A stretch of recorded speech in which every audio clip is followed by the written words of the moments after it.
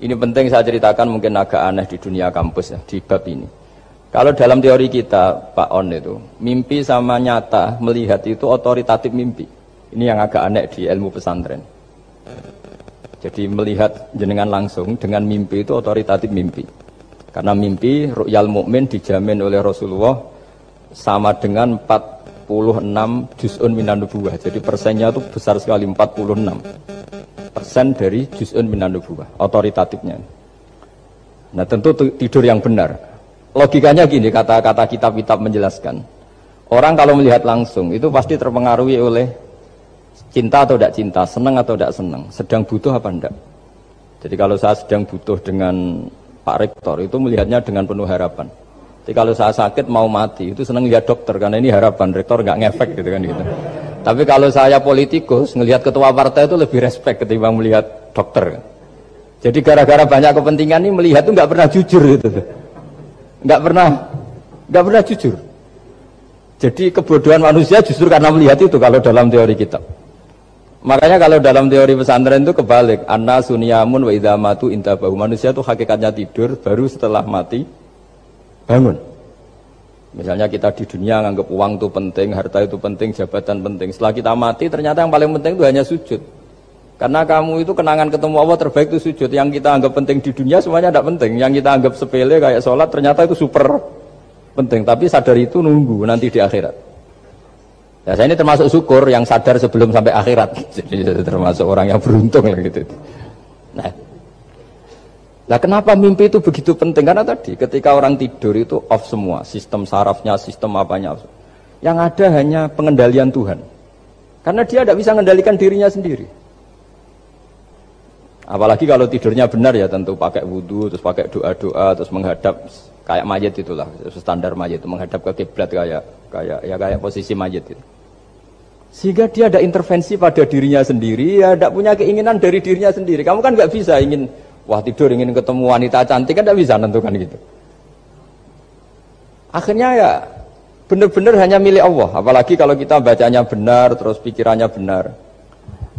Makanya uniknya dalam Islam adalah doa mau tidur dengan wiridan setelah sholat itu ajarannya Nabi banyak mau tidur. Wiridan subhanallah 33, alhamdulillah 33, Allahu akbar 33 dan disempurnakan seterusnya itu ijazah Nabi kepada Sayyidah Fatimah itu untuk mau apa? Tidur. Bismika wada'tu jambi wa bismika arfa'u, sampai doanya panjang. Allahumma aljatu zuhri ilaika, panjang sekali doa mau tidur. Saya yakin jenengan ndak hafal dan ndak. Paling ya bismika wada'tu jambi apa? Bismika Allahumma ahyawamu. Itu sebagian ustadz bilang itu doa ngaji katanya. Ada seorang ustadz saking mangkelnya, ibu sudah baca doa ngaji? Belum, tak juara. Bismika Allahumma ahya bismika wa amut. Wah itu kan doa mau tidur Pak Ustadz. Iya biasanya kalau ngaji tidur. Jadi doa itu kalau itu doa mau. Akhirnya mimpi itu penting. Karena di situ manusia nggak punya nafsu, nggak punya keinginan. Sehingga yang ada itu kata Nabi itu ada sittatun wa arba'una juz'an minan nubuwah. Sehingga dulu itu mimpi itu jadi sarana betul.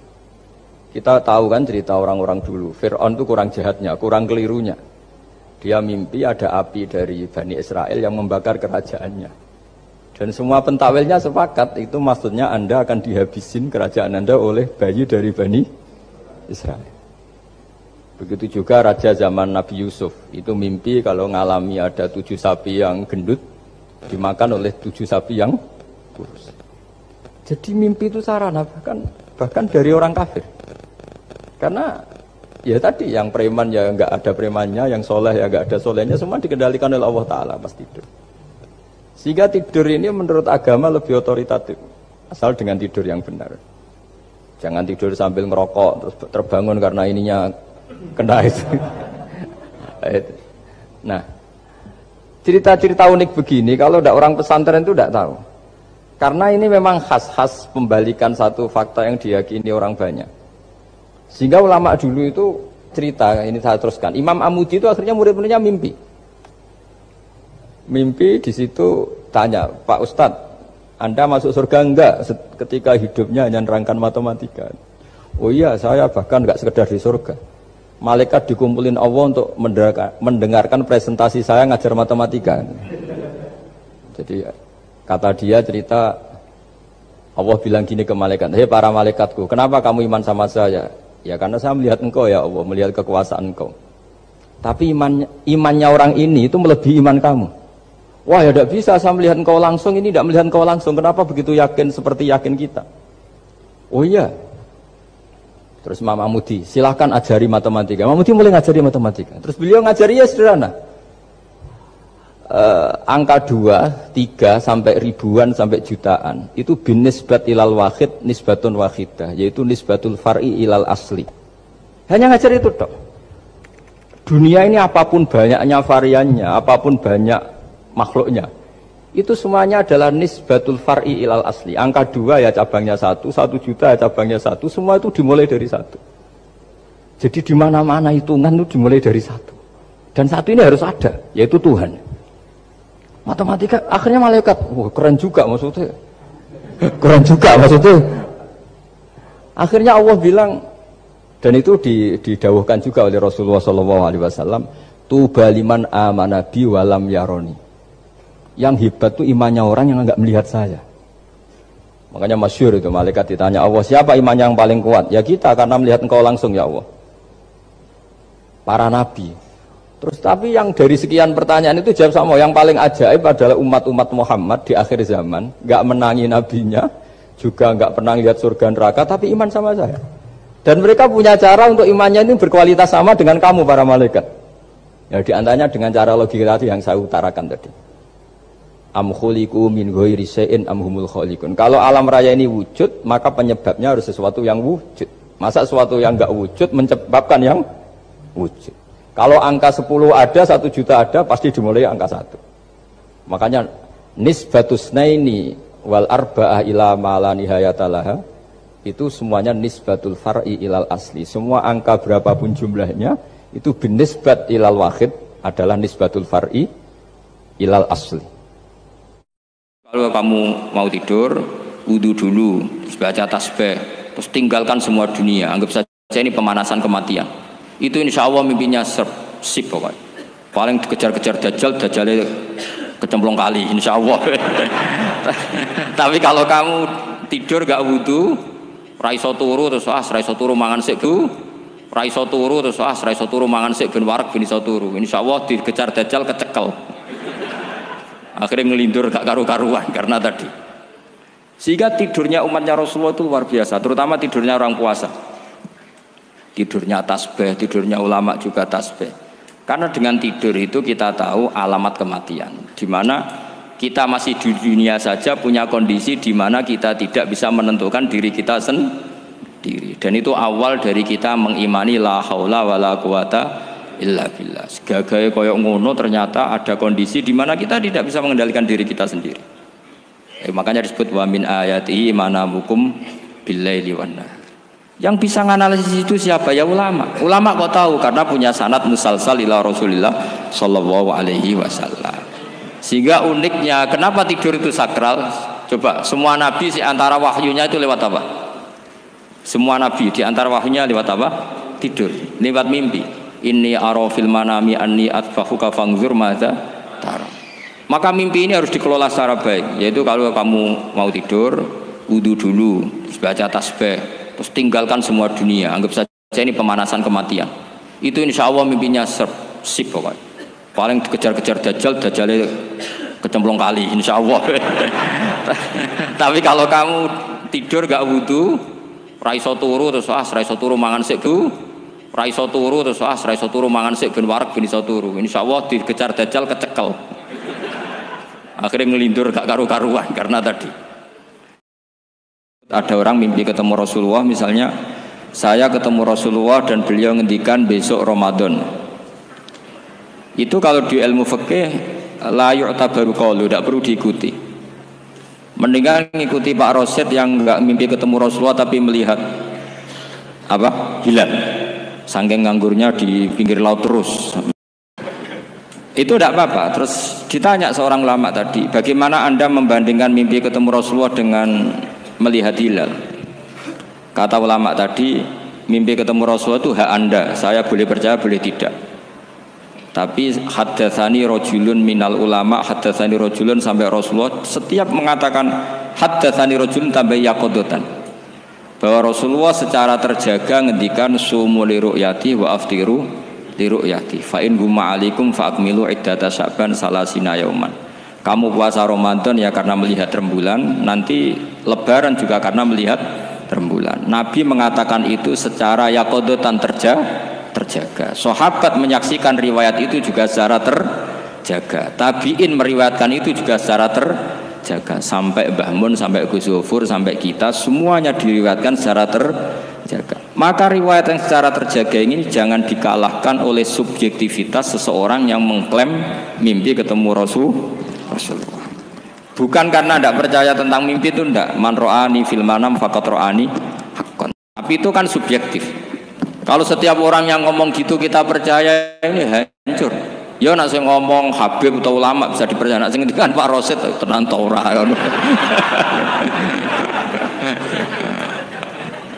Jadi ini supaya sanad ini terjaga.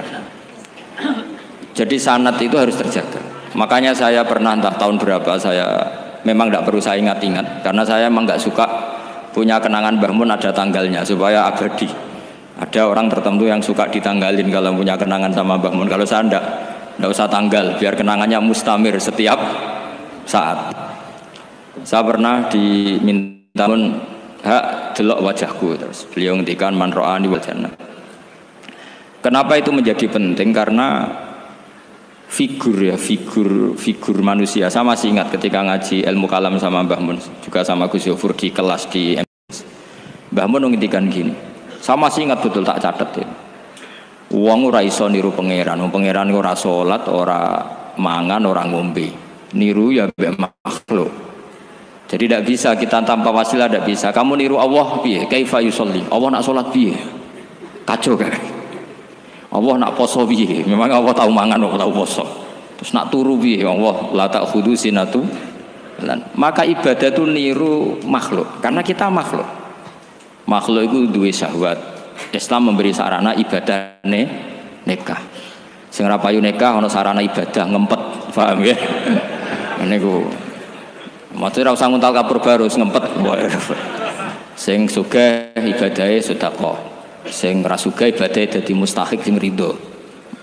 Macam-macam. Itu hanya bisa niru makhluk sama makhluk.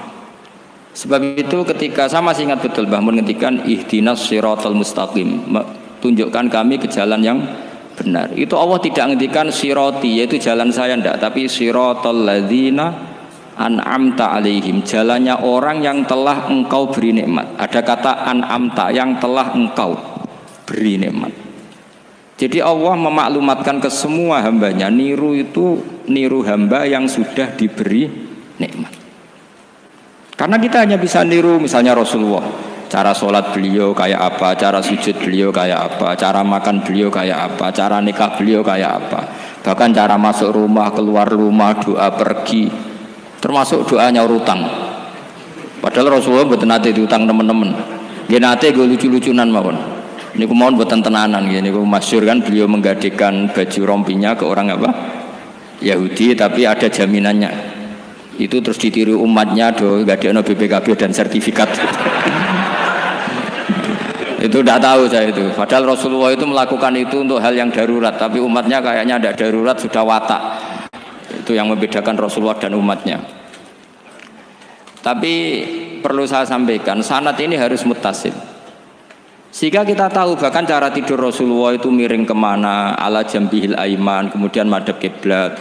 Sebelum tidur beliau wudu. Sebelum tidur lagi baca subhanallah 33 kali, alhamdulillah 33 kali, Allahu akbar 33 kali. Sebetulnya wiridan itu sanad paling kuat itu tentang mau tidur. Meskipun ada riwayat dibaca setelah apa? Sholat. Jadi makanya kita al-jam'u baina riwayaten, habis sholat ya baca itu, mau tidur ya baca itu. Nah, sebetulnya habis sholat sama mau tidur itu ngeri mau tidur. Karena ini kan pemanasan mati. Pelatihan mati, karena satu kondisi yang Anda sudah tidak bisa ikhtiar. Tapi kayak apa Rasulullah? Justru kita kondisi yang nggak bisa ikhtiar itu pesannya Nabi apa? Kamu baca ini. In mutta kata Nabi, ada yang baca in mitta. Kalau mau berpikir potensi paling ngeri, bahaya paling ngeri adalah orang mau tidur, karena di situ kita tidak bisa apa-apa. Cara musuhmu mangkel mbek kowe ya karek nyembelih. Cara bojomu mangkel mbek kowe ya karek ngobong kok ini TV niku. Anda usah merasa tidak akan mengalami itu, ya insya Allah enggak itu. Tapi dengan melihat di TV semua potensi itu ada. Untuk kowe turu ning kendaraan tangis-tangis ning akhirat. Terus takoki, Gusti kalau mau teng akhirat mau kecelakaan kan. Nah, justru mau tidur itu Nabi itu unik, kelihatan bahwa ada nubuah, ada kenabian yang luar biasa. Kalau mau tidur itu ada nubuah, ada kenabian yang luar biasa. Kalau mau tidur itu ada wiridannya. Saya termasuk orang yang fanatik baca wiridan sebelum tidur. Jadi jangan kira kalau Selasa sholat jarang wiridan, nggak punya wiridan di tempat lain, itu sangat suudzon yang menyakiti. Saya punya cara sendiri untuk ingat Allah, itu terutama mau tidur. Sampai istri saya itu protes. Gus nak bersolat atau mau nyekel tasbih api tidur, saya itu punya tasbih lupa jumlahnya semuanya di kamar tidur. Ini sekaligus ijazah entah pamer kebaikan tidak tahu saya. Pokoknya sudahlah husnudzon saja. Suudzonu iblis. Karena mau tidur saya pikir kalau tahu-tahu saya bangun terus ketemu mungkar nakir terus kayak apa. Sehingga Rasulullah itu ngajari kita luar biasa. Bismika wadu'tu jambi wa bismika arfa'u. Kalau mau tidur doa populernya apa? Bismika Allahumma ahya bismika amut. Hafalnya gitu tok. Saya hafal banyak. Allahumma rabbas samawati sab'i wa rabbal arsyil azim rabbuna wa rabbu kulli syai' falikul habbi wan nawa. Allahumma antal awalu falaysa qablaka syai' wa antal akhiru falaysa ba'daka syai' wa antal dhahiru falaysa fawqaka syai' wa antal batinu falaysa dunaka. So, itu tak baca sampai tidur. Saking kadang takutnya sama Allah, akhirnya nggak bisa tidur.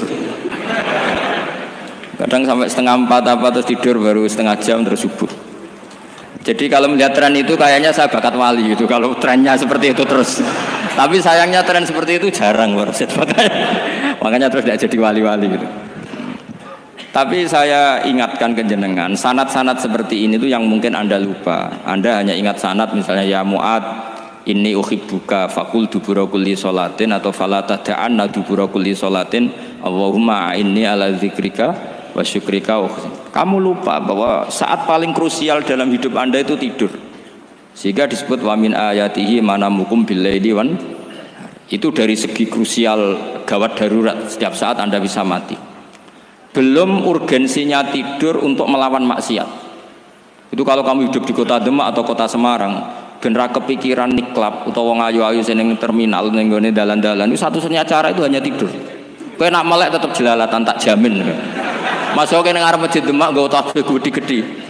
Pangeran mbek delok wong liwat tuh eling. Barokahnya usul fikih adalah kita belajar dulu. Saya pernah musyawarah sama Gus Yofur tentang usul fikih. Usul fikih itu ada makalah mubah itu tidak ada. Sebagian ulama berpendapat mubah itu tidak ada. Karena setiap mubah saat itu Anda pasti meninggalkan keharaman. Itsma min mubahin illa wa yatahaqqaqu bihi tarku haramim. Tidak ada kemubahan kecuali saat itu kamu meninggalkan keharaman. Anda tidur, berarti Anda taroktal maksiyah. Anda tidur berarti Anda meninggalkan maksiat. Enggak nyolong, enggak dugem, enggak zina, enggak maling, enggak ngerasani orang. Jadi tidur itu anggap saja ya Rob, ya Allah saya mau tidur. Tidur itu ibaratun antarkil ma'asi. Jadi malaikat roket pate kandani iki ras sekedar turu ya kowe kudu ngerti iki ape ninggal maksiat. Hitung mulai saiki bismika Allahumma ya bismika amun ayo roket patet hitung anggap ini kiat meninggalkan maksiat. Terus turu 6 jam berarti tidak maksiat 6 jam. Meskipun akhirnya maksiat karena bangun jam 7. Artinya maksiat ra subuh gitu. Tapi betapa krusialnya ulama. Ulama lah yang mengajarkan kita tidur itu rohatan lil abdan, untuk istirahat. Kita pulih lagi, bisa kerja lagi. Pak Bupati bisa ngantor lagi, Pak Kapolsek, Kapolres bisa ngantor lagi. Semuanya aktivitas tentara bisa ngantor lagi. Memulihkan kekuatan itu ibadah. Meninggalkan maksiat karena tidur juga ibadah. Tidur saja ibadah. Ini barokatnya umatnya Rasulullah Shallallahu Alaihi Wasallam. Senyaman itu. Coba kalau kamu jadi umatnya Nabi lain, wah itu beratnya bukan main. Dan itu sesuatu yang dimintakan Allah, dimintakan Rasulullah kepada Allah, yaitu Rabbana wala tuhamilna ma la taqata lana bih. Termasuk la tahmil alaina isron kama hamaltahu 'alal ladzina min qablina. Jangan bebankan ke umat kami sesuatu yang seperti engkau bebankan pada umat dulu. Umat dulu itu kalau mau tobat kayak umatnya Nabi Musa pernah nyembah anak sapi, itu yang pernah nyembah tobatnya dibunuh. Liyaqtulal bari'u minkum al mujrima, yang terbebas dari menyembah anak sapi disuruh bunuh yang pernah menyembah anak sapi. Fatubu ila bari'ikum faqtulu anfusakum. Mau beratnya kayak apa? Kalau orang sekarang tobat cukup sowan Pak Rosid, salami template 100.000, dipandu caranya tobat diwari istighfar. Nomor itu penting. Nomor loro seneng kiai, seneng aku maksudnya. Maksud kalimatnya jelas. Itu sudah. Pokoknya yang jelas gak usah dibunuh, gak usah apa? Gak usah apa? Dibunuh. Sehingga tidurnya umatnya Rasulullah itu luar biasa, terutama tidurnya orang puasa. Tidurnya tasbih, tidurnya ulama juga tasbih. Karena dengan tidur itu kita tahu alamat kematian. Di mana kita masih di dunia saja punya kondisi di mana kita tidak bisa menentukan diri kita sendiri. Dan itu awal dari kita mengimani la haula wala quwata illa billah. Segagai koyok ngono ternyata ada kondisi di mana kita tidak bisa mengendalikan diri kita sendiri. Makanya disebut wa min ayati manamukum billaili wan nahar. Yang bisa menganalisis itu siapa? Ya ulama. Ulama kok tahu karena punya sanad musalsal ila Rasulillah sallallahu alaihi wasallam. Sehingga uniknya kenapa tidur itu sakral? Coba semua nabi di antara wahyunya itu lewat apa? Semua nabi di antara wahyunya lewat apa? Tidur, lewat mimpi. Inni ara fil manami anni atfahuka fangzur madza tara. Maka mimpi ini harus dikelola secara baik, yaitu kalau kamu mau tidur, wudu dulu, baca tasbih, terus tinggalkan semua dunia, anggap saja ini pemanasan kematian. Itu insya Allah mimpinya sip pokoknya. Paling dikejar-kejar Dajjalnya kecemplung kali, insya Allah. Tapi kalau kamu tidur gak wudu, raiso turu terus raiso turu mangan sik bu, raiso turu terus raiso turu mangan sik ben warak ben iso turu. Insya Allah dikejar Dajjal kecekel. Akhirnya ngelindur gak karu-karuan karena tadi. Nah, sanad seperti itu yang punya siapa? Hanya ulama. Ada lagi satu contoh, ini sudah hampir 20 menit Pak Ustaz. Itu saya pernah ngaji Durarul Kalami Syafi'i, mutiara-mutiara ngendikan Imam Syafi'i. Itu ulama itu mesti ngendikan itu unik. Tadi saya sudah cocokkan sama Bupati, tak tanya, Pak Bupati saya ini punya ilmu dari Bapak, mungkin pas untuk jenengan pakai. Kata Bapak, urip iku padha wae, ngadepi kanca mbek musuh iku padha wae, malah kadang ribet kanca. Dulu saya itu iskal itu janggal. Tapi setelah ngaji Durarul Kalami Syafi'i yang ada di Muqaddimah kitab Majmu', Muqaddimah Syarhul Mu'adzab Imam Nawawi. Imam Syafi'i nak ngendikan gini. Man ahsana ilaika faqad qayyadaka. Wong apiki kowe nyancang kowe. Kaya Pak Rosid itu apian mbek aku, ngene sarang sowan mampir, gayane apian, jebule nyancang. Awas nek ora teko ning Demak. Itu faqad qayyadaka, nyancang kowe.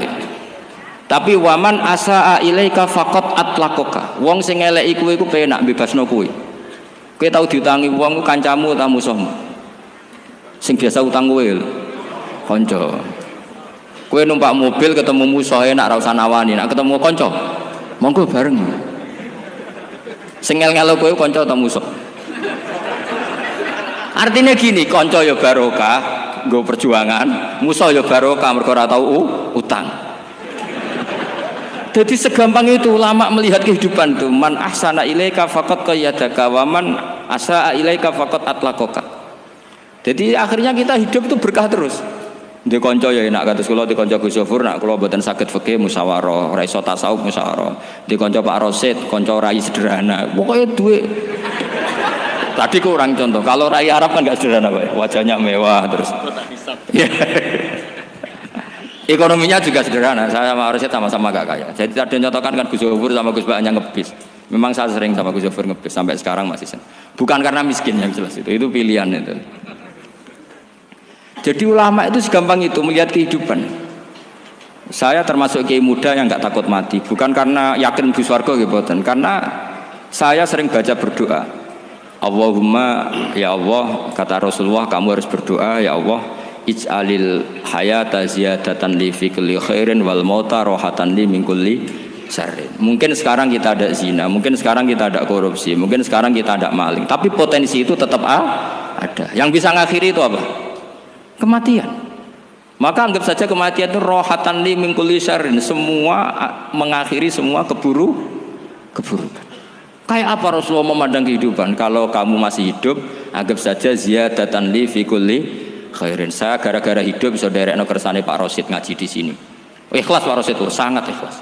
So derekno senior kula, dipaksa nggih gelem, diintimidasi nggih gelem. Wah itu barokah.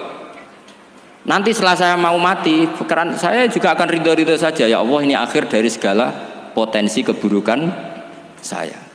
Sehingga kiai-kiai NU, kiai-kiai alim itu ada bajingan, tukang ngemel wong kok mati. Saya gitu Pak, niki saya. Tanggane ra ono sing gelem muni saya. Kiai ini maksud, ayo Pak muni saya Pak. Mboten saya ini tempuh. Lah nggih saya pun mati, mun mboten saged nakal niku. Lha jenenge rohatan li min kulli syarrin. Kalau mayit ya rohatan lahu min kulli syarrin. Kayak apa sanad kita ke Rasulullah kabeh itu dimana jadi ibadah. Al hayat ziyadah fi kulli khairin, al maut rohatan min kulli syarrin. Kenal Pak Rosid ya ibadah, apalagi kenal Gus Zofur ibadah, kenal Bupati ibadah, konco perjuangan. Kok kenal preman ya ibadah, konco latihan dakwah, anggapnya latihan ngelola rehab.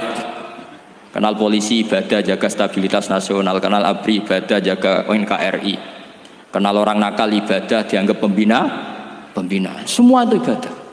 Kayak apa ajaran agama ini? Semuanya baik-baik saja, tergantung niat. Tapi sanad ini siapa yang punya? Hanya ulama. Nah ulama itu siapa? Ya orang yang kamu ketemu. Dalam konteks ini Mbah Mun. Mbah Mun ngajari kita macam-macam. Mbah Mun ketemu orang siapa saja hormat. Saya kemarin bikin makalah untuk beliau, termasuk saya cerita dari riwayat Rasul akli ba'dal iman billah at-tawaddud ilan nas wastina'ul ma'ruf ila kulli bardin wa fajirin. Inti iman setelah akal menentukan kita iman kepada Allah, akal setelah mengantarkan logika iman kepada Allah, akal itu kita gunakan at-tawaddud ilan nas supaya kita bersikap simpatik dan melakukan kebaikan kepada siapa saja. Karena barokahnya kita simpatik nak ngandani wong nggih gampang. Misalnya kita di kiai alim sundul langit sampean mbek tangga modit, ketemu wong perengut, sing ape ngandel iku sapa? Sementara sing preman, ayo ngopi nggonku sik tenang ae. Sing kiai ini orang pegawean gak ada kopi kowe. Akhirnya sing preman sakhok di pengaruh, sing kiai ini bakhil gak duwe pengaruh. Itu tidak boleh kejadian seperti itu. Makanya ada riwayat wastina'ul ma'ruf ila kulli barrin wa fajirin. Terus kula suwun sanad-sanad seperti itu tidak boleh hilang. Saya itu kitabnya Mbah Mun Al-Ulama Al-Mujaddidun setengah hafal. Sampai sekarang masih tak baca. Kalau mau tidur tak baca. Bahkan di tas saya itu ada terus. Ya karena kalau saya di Jogja kangen Mbah Mun baca itu. Ketika beliau masih sugeng, apalagi sekarang. Karena jangan sampai saya ini punya fatwa yang mukhalif terhadap fatwanya Mbah Mun. Ini terutama warning sama santri sarang, nggak boleh. Terakhir itu Mbah Mun punya kecenderungan, punya pikiran kayak Yusuf Qaradawi. Ya potensi wajibnya zakat khodrowat fawakih. Menghentikan gini sama sih ingat ketika ngaji sama Gus Zofur Pak Rosid kalau Mbah Mun guyon. Wong desa iku wis melarat gegere nganti kaya akik wae. Mbah Mun nyontokno gegere macul nganti kaya akik gara-gara sing ditandur pari wajib zakat. Wong Sulawesi nandure kakao cengkeh. Zaman iku cengkeh joyo. Berhubung ora akut gak wajib zakat. Padahal kaya raya. Jadi fenomena itu sering diutarakan beliau. Lama-lama beliau ngarang di Al-Ulama Al-Mujaddidun. Beliau mengutip pendapat Ibnu Katsir, tentu di era modern kayak Yusuf Qaradawi. Sebenarnya Yusuf Qaradawi sendiri bukan mujtahid, dia yang muqallid juga. Kata Ibnu Katsir, wa mimma akhrajna lakum minal ard, yang harus dizakati adalah ma itu umum, apa saja yang keluar dari bumi. Maka kecenderungan Mbah Mun akhir-akhir itu mbok yao fawaqih khudrawat itu dizakati. Tapi beliau tentu tidak ilzam ya, karena beliau sangat syafi'i. Tapi ini kan saran yang baik lah menurut saya. Apa susah sih dadi wong lomo gitu. Wong dadi wong medhit kok mbok bilo-bilo. Lah nek kowe takok takbirin ndi Gus, nak khudrawat fawaqih, melon, kakao, tebu wajib zakat. Takbire iku lomo iku apik, medhit iku elek. Ngoten-ngoten mawon iki. Mumpun ngoten mawon. Assalamualaikum warahmatullahi wabarakatuh.